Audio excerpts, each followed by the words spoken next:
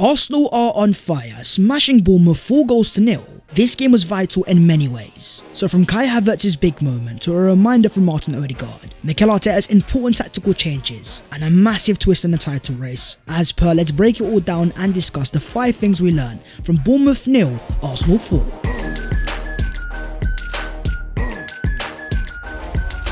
Yo, what is going on, guys? My name is Babs14, welcome back to your boys channel, and I know you guys are doing sensational after the Arsenal 5-star performance. So as per, smash a like on the video if you enjoy, subscribe to the channel if you are new, and help your boy as we are trying to reach 200,000 subscribers. But starting off with Arsenal's away day monsters. Arsenal are starting to develop a theme. Away from the Emirates Stadium, they are becoming imperious. As pointed out here, Arsenal have won the opening 3 away games in a top flight campaign for just the 4th time. Well, it's the first time they've done so without conceding a single goal.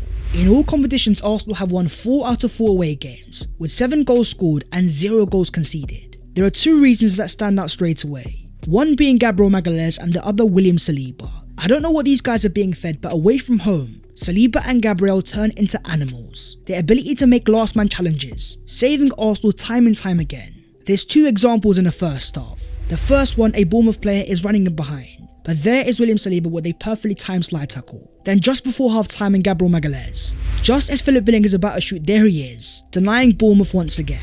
For Gabriel, it was a 7.2 overall rating. 2 clearances, 2 block shots, and 3 tackles, as well as 3 out of 3 ground balls won, 75 touches and 60 accurate passes. We have to now ask ourselves the question, in terms of left-footed centre-backs in the entire world, how high on that list is Gabriel Magalhaes? There's been a clear improvement in the last year. Gabriel has become less and less emotional. 25 years of age, we are seeing maturity. For Saliba, it was a 6.9 rating. 1 interception, 1 tackle, 1 ground ball, 1, as well as 45 out of 47 passes. There's a reason why Saliba's numbers are special. He doesn't have to make many tackles in a game, but he makes very important ones. At 22 years of age, Saliba radiates calmness. Every time he's on the ball, or in a 1v1 defensive position, Arsenal fans are relaxed. Saliba has a defensive aura. Naturally, the attackers have no choice but to respect him. There's also one more defender we need to talk about. Arsenal's 4th goal scorer, Benjamin White, with an 8.2 overall rating, 4 clearances, 1 block shot, 2 interceptions and 4 tackles, as well as 75 touches and 36 accurate passes. This guy offers Arsenal something very important on the right hand side, a dynamic overlap, giving Saka the opportunity to cut inside, whether as a 3rd centre back in the build-up phase, or overlapping as a fullback. He has slowly become one of Arsenal's most important players, and Arsenal are acting on that. As Fabrizio Romano confirms, Arsenal are working to extend Ben White's contract, as he's the next one in the list after Martin Odegaard. The club is very happy with his performances and attitude. New deal talks to advance soon. There is the one concern I have. The fact that Ben White is such a unique profile, it makes it very difficult for Arsenal to find a replacement. And that's the reason why White has started every single game for Arsenal this season. At times it becomes obvious, Ben White is looking tired on the right hand side. Arsenal need to be wise in the next market. They need to find a Ben White alternative. This guy needs to get some rest. Moving on to the second thing, attacking masterclass. The Arsenal game plan was very intriguing. Instead of going long constantly, Arteta decided it was time for a change. He used Raya in the build-up phase. As you can see at times, he was almost playing as a left-sided centre-back, with an overall rating of 7.4, 1 save, 1 punch, 3 high claims, 60 touches, 45 accurate passes and 5 accurate long balls. There was a very clear idea from Arteta. Bait Bournemouth into a press, and then use Raya's elite passing to break the lines. The stats are very interesting. Arsenal had 58% possession and 542 passes, but only entered the final third 25 times, half of Bournemouth's. The field tilt is even more surprising. Bournemouth 52%, Arsenal only 48%, meaning for the first time this season, Arsenal had less field tilt than the opposition. But there seems to be a reason behind that. Instead of choosing to keep the ball in the final third, Arsenal were trying to be more efficient, inviting Bournemouth into their half, which opened up space in behind, and that's where Arsenal were able to cause chaos. Look at the overall XG. Bournemouth 0.82, Arsenal 3.5. There was quite a few standout Arsenal attackers. Bukayo Saka was definitely one with a 7.3 rating. 1 goal scored, 2 shots on target, 1 shot blocked and 1 successful dribble. Look at this guy's level of consistency. Over the course of this entire season, averaging over a 7.7 rating. That's now a goal or assist in every single game this season, apart from the game against Crystal Palace. That's a total of 9 goal contributions in 9 games. There's something very important about those numbers. 7 of those goal contributions have been game state changing, either equalising or putting Arsenal ahead in the game. And that's not even the craziest thing. The fact that he was even available for this game after being taken off against Spurs with an injury, Saka holds the all-time record for most consecutive Arsenal League appearances. Not only is he proven to be efficient, but this guy is built different. We also need to talk about another standout forward performance. Eddie Nketiah got a 7.4 rating. 4 out of 5 successful dribbles, 16 out of 16 accurate passes, 5 out of 8 ground duels and 3 out of 3 in the air. This is what you call efficiency. The reason behind Eddie starting was to get Arsenal higher up the pitch, hold the ball up as much as possible, and in that aspect Nketiah was fantastic. The next step though is obvious. Even though Eddie won a penalty in this game, Eddie needs to be faster in terms of releasing the trigger. There was though a standout Arsenal attacker, and these stats here sum it up. In terms of goal probability added, the highest Arsenal player by far was Martin Odegaard. We are talking a 9.1 rating.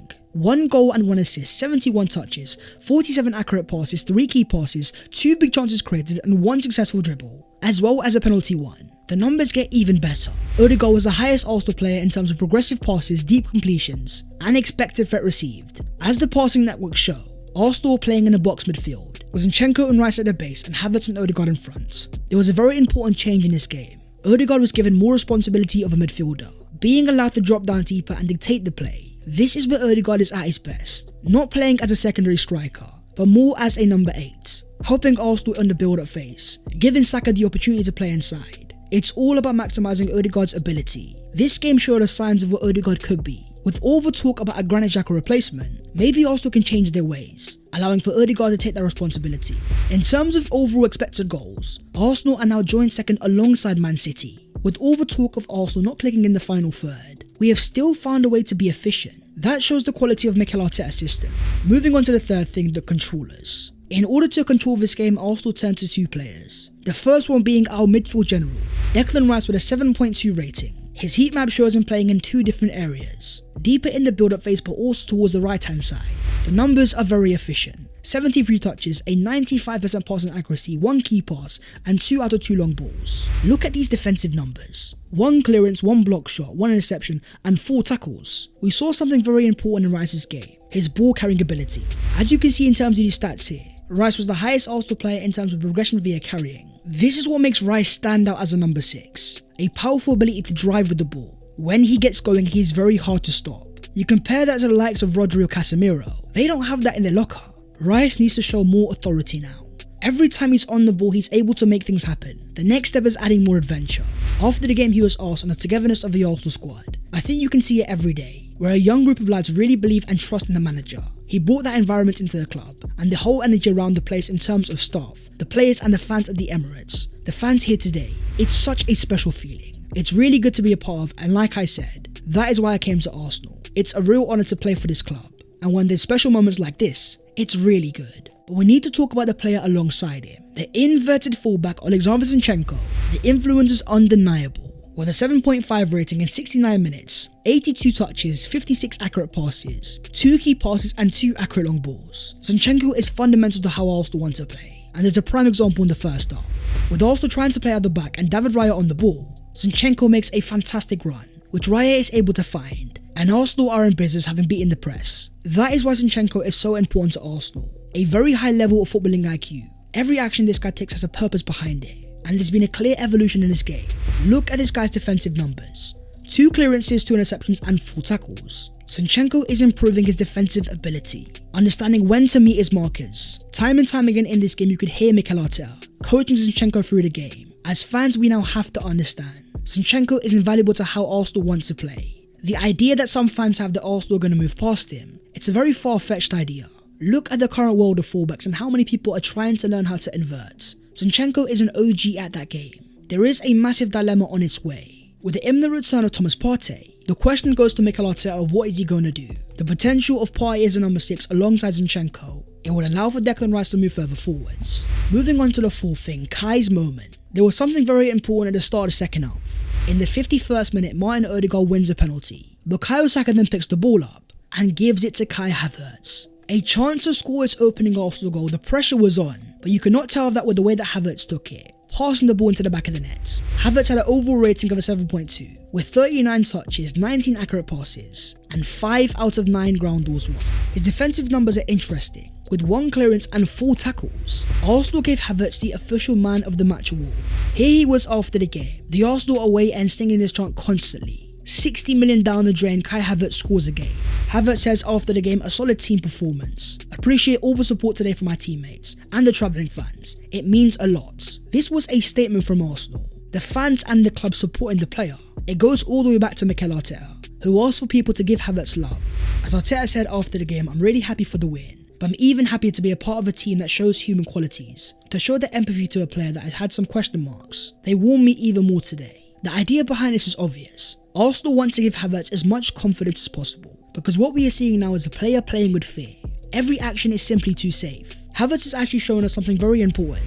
Look at these defensive numbers, 1.9 tackles per game and 3 ball recoveries. Compare that to Granit Xhaka last season. Havertz has actually got better defensive numbers, but that is not the reason why Arsenal have signed him. The idea of Havertz at Arsenal was to offer a better goal threat. Arteta is doing something very important. By starting Gabriel Jesus on the left hand side, he is trying to give Havertz a partner. For Jesus, it was a 7.7 rating, with 3 out of 3 dribbles, 33 accurate passes and 3 key passes, as well as 8 out of 12 ground balls. The prime example of why Jesus is such a useful player. Versatile enough to thrive at wide. He's almost a Swiss army knife, so sharp in every single action. The return of Gabriel Martinelli is going to be very important, allowing for Jesus to move centrally. That's where it all falls back to Kai Havertz. The fans are showing they are behind him. Now it's in his responsibility to return that faith in performances. Moving on to the 5th thing, the super subs. Arsenal have made a very good start to the season. They are now unbeaten after 7 league games for the first time since 2007. In this game we saw a prime reason why.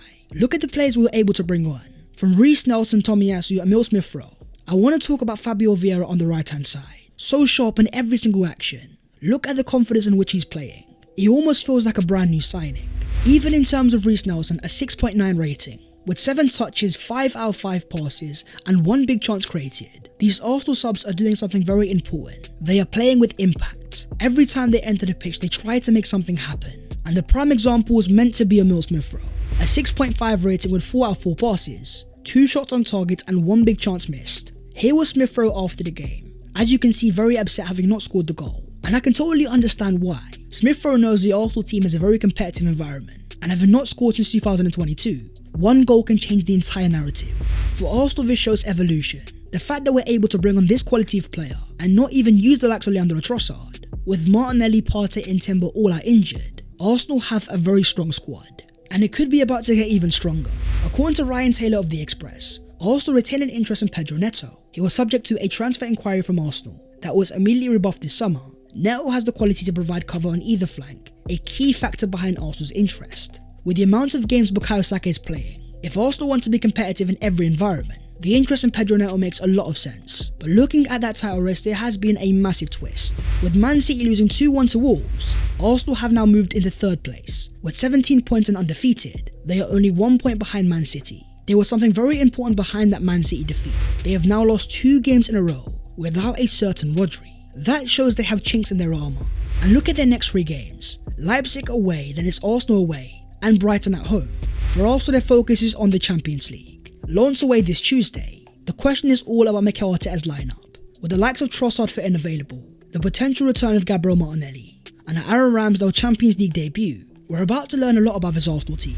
Here are our next 6 games. Lens away, Man City at home, then the international break, followed by Chelsea away, Sevilla away, Sheffield United at home, and West Ham away in the Carabao Cup. This is going to be a massive test, and that's exactly what I want to see. Is this Arsenal team able to handle the midweek fixtures? And how is Mikel Arteta able to use his squad? What do you guys think going into that game against Lens? Who do you think Mikel Arteta needs to start? That is the video there and there though, so hopefully you guys have enjoyed.